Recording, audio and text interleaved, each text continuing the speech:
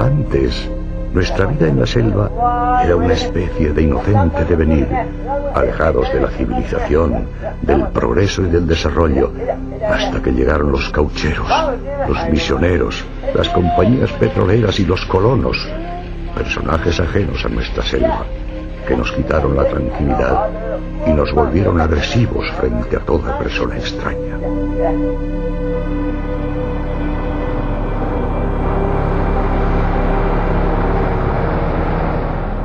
La decadencia del pueblo guaraní comenzó en 1967, cuando la compañía norteamericana Texaco perforó el primer pozo petrolífero. Desde entonces se han construido 22 estaciones de producción, 399 pozos y más de 500 kilómetros de oleoductos con un impacto medioambiental desolador. En 32 años se han derramado más de 70 millones de litros de petróleo crudo. Más de 100.000 millones de litros de aguas residuales con contenidos muy tóxicos han sido vertidos directamente a los ríos. Se han deforestado 1 millón de hectáreas de bosque y se han quemado al aire libre más de 235 millones de metros cúbicos de gas, afectando a una población de 300.000 indígenas. Muchos sufren desde enfermedades cutáneas hasta cáncer, pasando por todos los virus traídos por el hombre blanco, como la viruela, el sarampión, la tosferina, la peste, el tifus, la disentería, la gripe. Rocío Alarcón es una etnobotánica que lleva varios años luchando por los intereses de las tribus indígenas. Obviamente, atrás de las compañías petroleras, atrás de las compañías madereras, hay grupos humanos de este país que buscan nuevas alternativas y que vienen a colonizar estas tierras. Entonces, y las leyes, el Estado, con su lentitud en la toma de decisión o leyes contradictorias, ha provocado que los guaraníes pierdan cada día más tierra y pierdan cada día su hábitat y por consiguiente su conocimiento. La red de puentes y carreteras creada por las multinacionales hizo accesible un territorio hasta entonces inexpugnable. El petróleo atrajo a gentes de todos los rincones del país en busca de una mejor vida.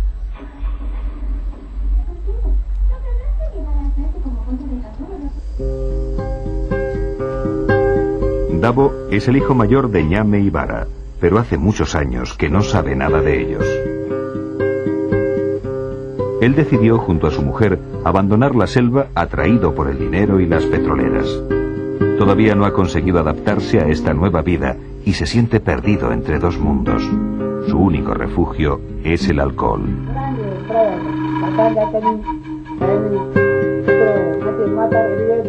Yo pensaba que venía al paraíso. Mis amigos los madereros me contaban historias sobre las petroleras. Ellos me convencieron para que viniera aquí a trabajar porque iba a ganar mucho dinero. Pero no ha sido así, y ahora me arrepiento de haber abandonado la selva.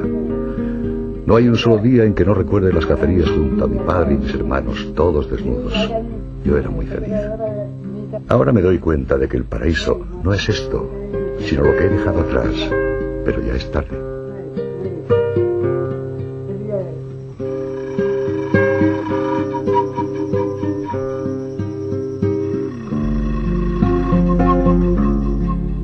Dabo no es el único guaraní que ha dejado la selva.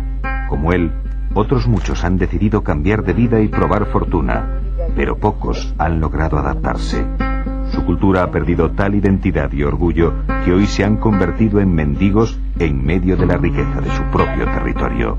Claman caridad, mientras sus casas están construidas sobre inmensos yacimientos de petróleo. El cambio es muy marcado. Los viejos han escondido su conocimiento, han escondido su forma de ser, y para llegar a ellos hay que gastar tiempo y energía para descubrir su real interioridad. Está cubierta, tapada por lo que ahora es la civilización. Y en el caso de los jóvenes, están atraídos por lo que es la ciudad, el modernismo, la radio, la televisión. Y este cambio lo hemos provocado nosotros los ecuatorianos y el mundo que nos rodea, todos nosotros que formamos parte de este planeta, que estamos hambrientos de recursos naturales, estamos hambrientos de petróleo, estamos hambrientos de una serie de productos que tiene la naturaleza. Y somos nosotros los que hemos provocado esto a través de compañías petroleras, madereras, compañías farmacéuticas y nosotros los consumidores, obviamente.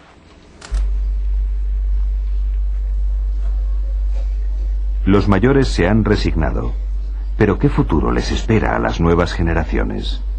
Creo que los guaraníes están todavía a tiempo para que podamos desarrollar una estrategia de protección en dos líneas. Protección del conocimiento ancestral, pero eso va acompañado con protección del bosque. Y brindarles alternativas para que ellos se capaciten y puedan entrar al mundo moderno, pero de una manera más lenta, más segura, porque ellos han tenido un cambio en 50 años desde la piedra hacia la civilización, hacia la computadora.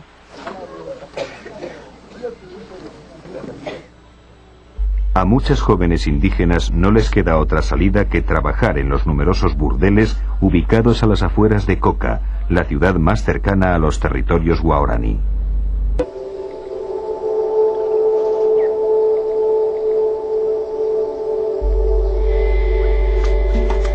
La Amazonía se ha convertido en un museo de la biología. El número de especies constituye de forma arrolladora el centro de la vida en la Tierra. De hecho, no existe ninguna colección de artefactos humanos que se acerquen ni de lejos al número de objetos diferentes que existe en una pluvisilva. Ninguna biblioteca o red de ordenadores podría contener la información almacenada en los cromosomas de los organismos que forman la selva tropical.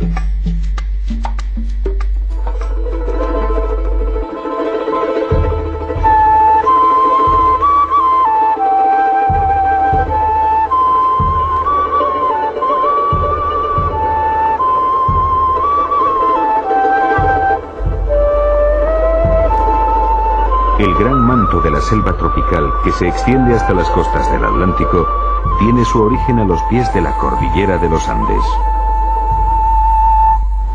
Conforme la Tierra gana altura, la selva nublada va dejando paso al páramo, y finalmente a la nieve y a los glaciares. Y de estas cumbres de nieves perpetuas nacen miles de ríos y riachuelos que han formado el Amazonas, el gran río de los ríos. Los Andes marcan una inmensa línea divisoria de aguas que cruza todo el continente sudamericano y que obliga a los ríos a dirigirse o bien al Atlántico o bien al Pacífico. Todos los que descienden hacia el Atlántico pasan a formar parte, sin excepción, del sistema amazónico, con mucho la mayor cuenca hidrográfica de la Tierra. El principal tributario del río Amazonas es el Napo, que tradicionalmente ha marcado la frontera natural de los territorios guaraní.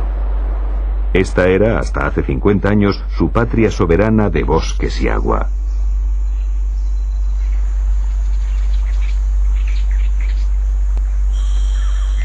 Aquí vivieron aislados y olvidados del tiempo durante siglos, dispersos en pequeños grupos o núcleos familiares. En sus territorios nunca han existido caminos ni carreteras, solo los pequeños ríos que alimentan al Napo han conectado unos poblados con otros.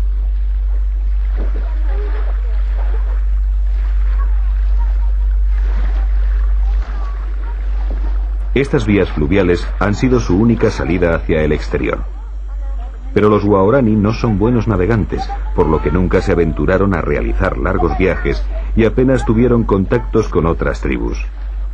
Nunca aprovecharon los ríos ni fabricaron canoas, consiguiéndolas por intercambio con tribus vecinas como los Shuar o los Quichuas.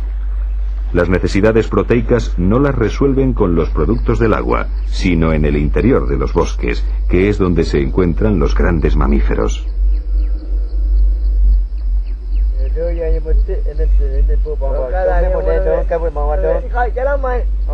Hasta hace aproximadamente un año, Ñame y su familia vivían en Quehueiriono, uno de los poblados más importantes del río Siripuno, afluente del Napo.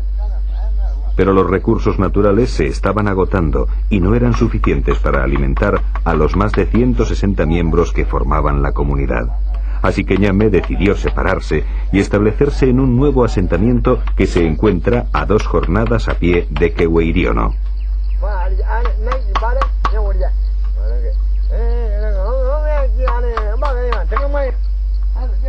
Él, su hijo Gaya y su hermano Ue van a salir de caza. Ellos básicamente viven de la caza y de la recolección de productos silvestres, que representan el 90% de su dieta alimenticia.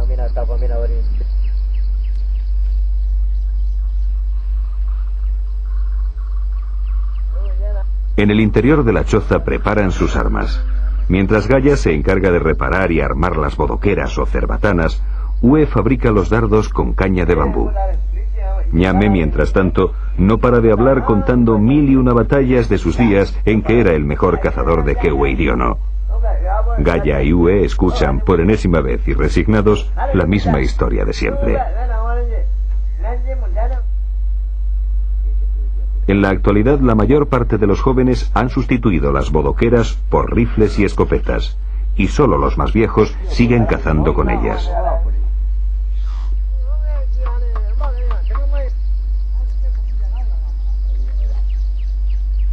Una vez que Ue ha acabado de fabricar los dardos, se sienta cerca del fuego y comienza a impregnarlos de curare.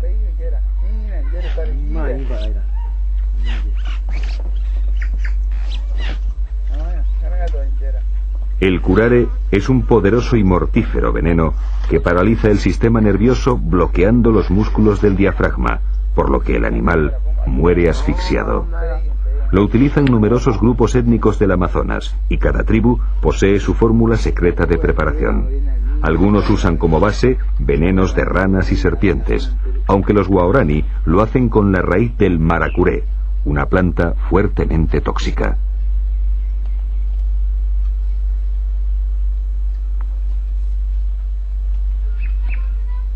El cazador va impregnando concienzudamente cada uno de los dardos que luego deposita cerca del fuego para que el veneno se vaya secando.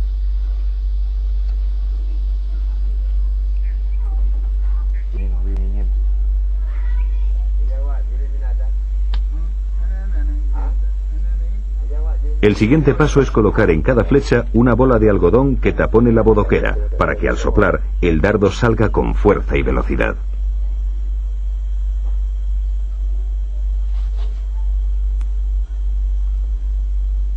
Por último, Ue utiliza la mandíbula de una piraña para hacer una muesca en el extremo impregnado de curare. Cuando éstas se clavan en un mono, su primera reacción es intentar sacársela, por lo que con la muesca, la punta del dardo se partirá y permanecerá en el interior del animal.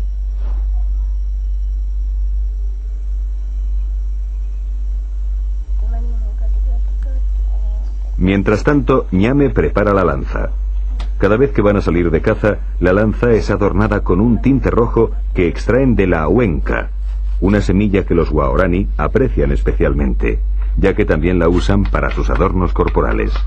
Al igual que el curare, la huenca es utilizada por varias tribus amazónicas.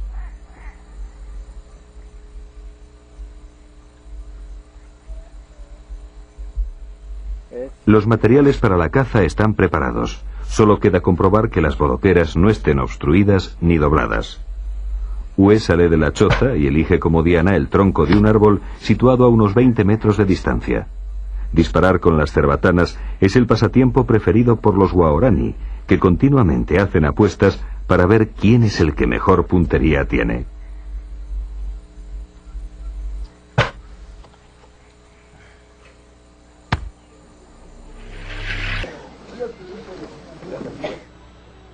A muchas jóvenes indígenas no les queda otra salida que trabajar en los numerosos burdeles ubicados a las afueras de Coca, la ciudad más cercana a los territorios Waorani.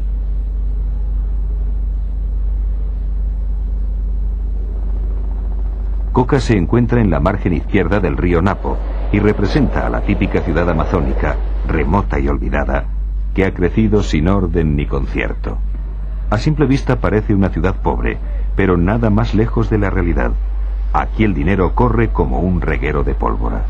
Prostíbulos, cantinas, salas de juego, hoteles y restaurantes se alimentan de los petroleros que pasan varios meses recluidos en el interior de la selva.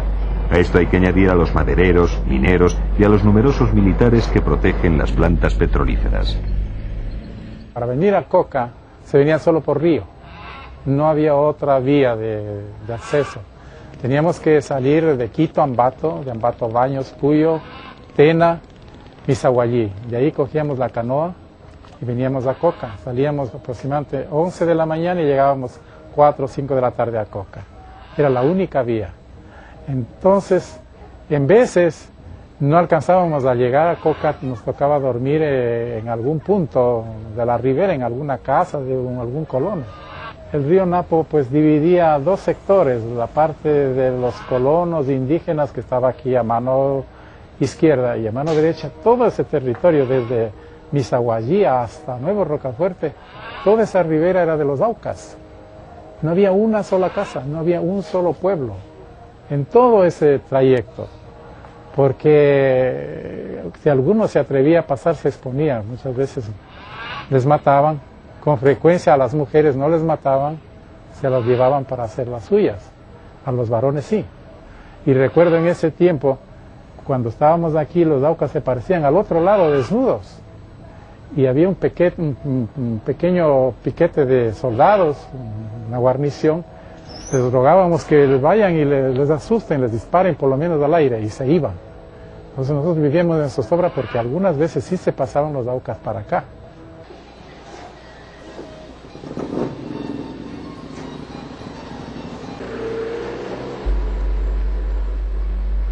Coca es también el centro de distribución de las sustancias que necesitan los narcos para la elaboración de la cocaína y lugar de descanso de las FARC, la guerrilla colombiana que tiene su cuartel general al otro lado de la frontera.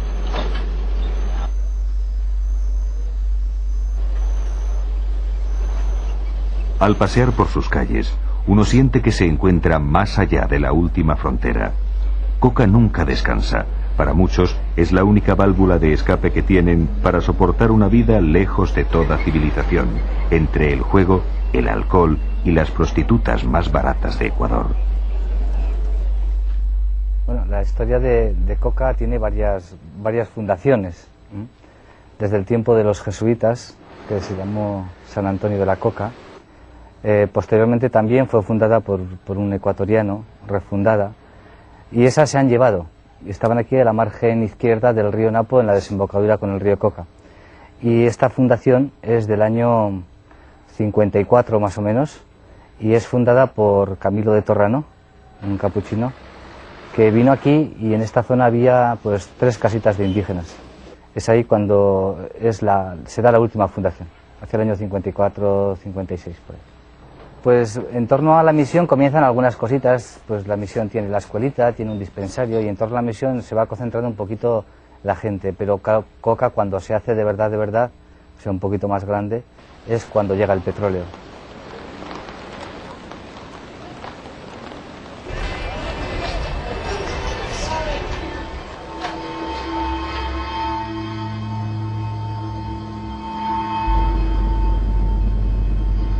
Pero antes de la llegada de los petroleros, los guaraní ya habían tenido varios contactos con el hombre blanco.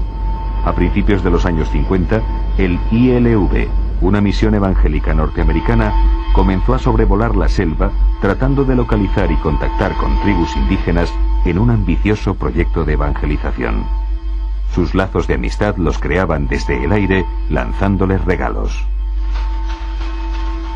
A los guaraní se les agrupó en protectorados donde sufrieron un proceso de occidentalización brutal. Fue el comienzo de su genocidio cultural, pero también el nacimiento de un mito que aún continúa.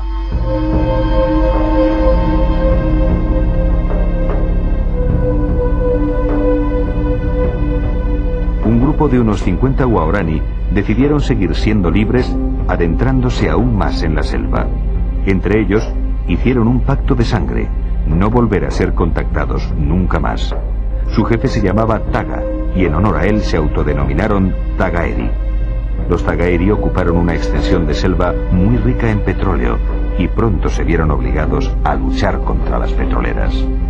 Para evitar un baño de sangre, Alejandro Lavaca, un misionero capuchino español, decide arriesgar su vida y contacta con los Tagaeri para buscar una solución al conflicto. El 21 de julio de 1987, el misionero y la religiosa Inés Arango morían acribillados a lanzazos por los Tagaeri. Alejandro quiere acercarse porque ve venir el peligro sobre la selva, es decir, hasta entonces la selva es una selva muy aislada, nuestra zona, no había prácticamente blancos, el 95% de la gente era indígena, el 5% era blanco, pero él ya sabía que iba a haber petróleo, la carretera llega al Coca en el año 70 y con la carretera todas las arterias petroleras y la selva ahí queda inerme ya, ¿no? Es decir, la selva era inconquistable para la técnica ecuatoriana, pero la técnica petrolera la pone al alcance de la gente, ¿no? Aunque él tenía un contrato con el Estado, con la petrolera, con CEPE en aquel momento, que era la estatal, para hacer un contacto, él ponía tales condiciones, lo difería de tal forma que los petroleros decidieron tomar unas medidas sustitutorias, ¿no? Y paralelas, y entonces tomaron un señor que se llamó el doctor Vela, con un grupo de gente armada que limpiaba la selva, es decir, porque le parecía que la actitud del obispo era una actitud, digamos, poco combativa, ¿no? Alejandro y nosotros lo que hemos querido es que no hubiera exploración petrolera en esa zona, ¿no? Pero si eso no se puede evitar, ¿qué es lo que le pasó a Alejandro? Bueno, al final él dijo, mira, yo soy un obispo, yo soy un misionero y este es mi oficio, ¿no? Yo no tengo que impedir que la gente se mate, ¿no? La noche anterior, cuando ya decidió entrar, reunió a algunos compañeros a decirles que iba a entrar al día siguiente donde los Tagaeri. Él era perfectamente consciente del peligro porque, bueno, era un hombre muy experto, había estado muchas veces y sabía lo que podía pasar. Él pidió que le acompañara a Inés, ¿no? Que era una religiosa colombiana, capuchina, que era una mujer muy valerosa que le había acompañado a él en muchos viajes a los Guaraní y que había dado muchas pruebas de valor, ¿no? Los Guaraní tenían dentro de una selva inmensa, tenían como dos huequitos en esa selva, ¿no? En un huequito estaba una casa ya muy vieja y después a unos 300 metros había una chacra, es decir, una huerta de yuca, también con los árboles, con los troncos de árboles cortados un poco alto. El helicóptero no se podía posar y ellos tenían que lanzarse desde una piola, desde unos 3-4 metros. Cuando ellos llegaron allí, ahí había unos jóvenes Guaraní, unos muchachos jóvenes, que al ver al helicóptero se retiraron a la selva. Entonces el helicóptero bajó un poco hasta unos 3-4 metros y ellos se descolgaron.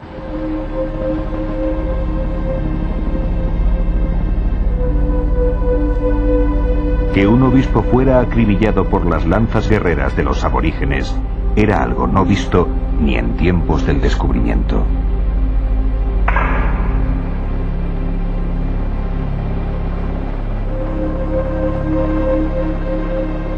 Los hechos son que ellos se habían quedado en la chacra, los hechos son con testigos que ellos estaban junto a unos muchachos Guaraní y los hechos son que encontramos sus cuerpos ya no en la chacra sino en la casa, por lo tanto no les han matado ahí.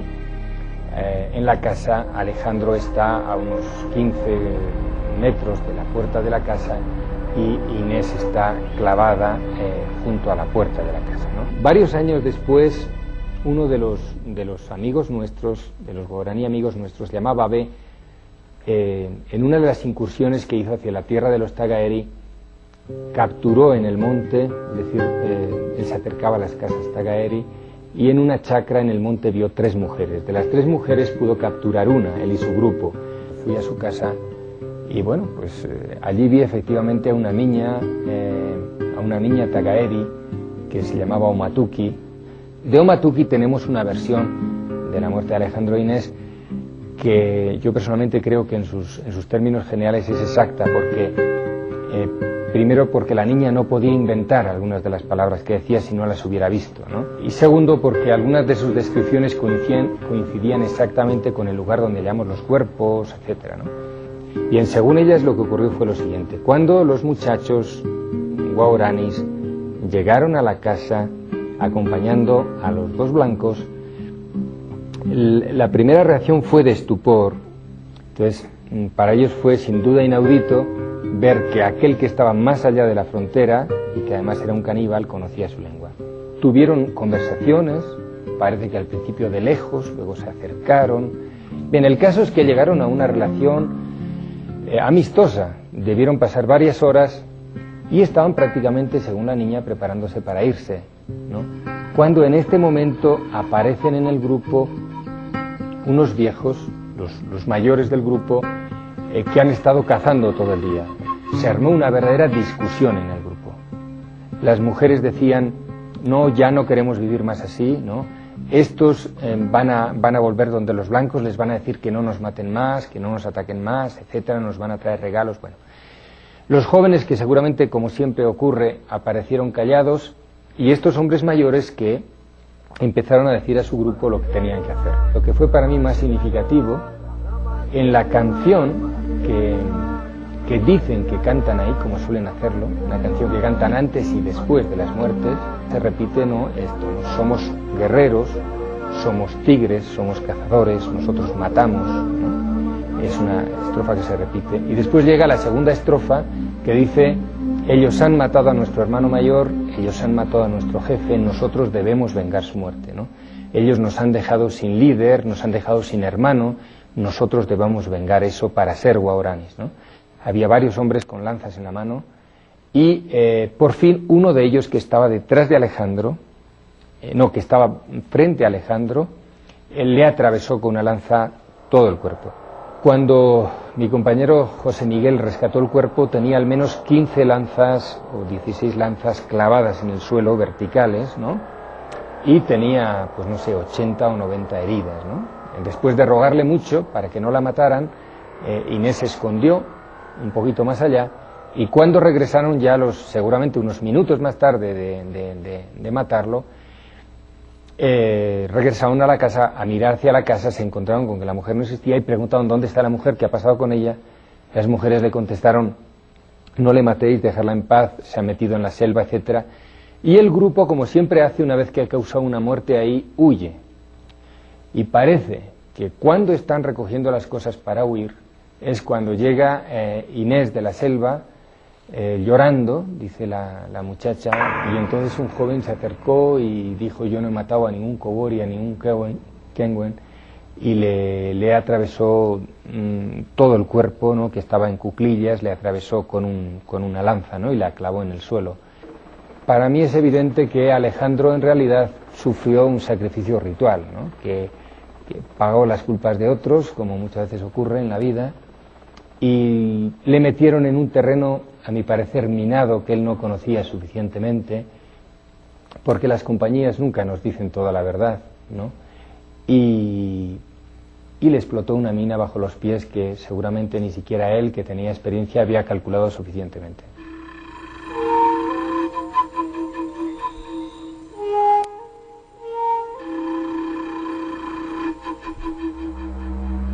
Ahora nuestra vida no es ese paraíso en medio de animales y flores, es radicalmente diferente con la presencia de las compañías petroleras.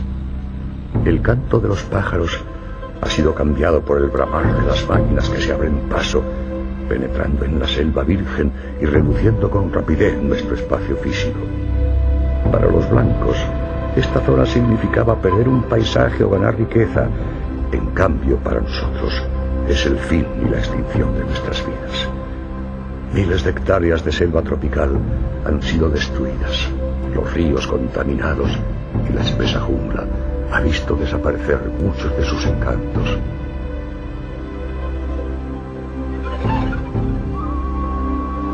Si tan solo pudieran dejarnos vivir de la manera que hasta ahora lo hemos hecho, nos encargaríamos de seguir siendo los pilares entre el cielo y la tierra.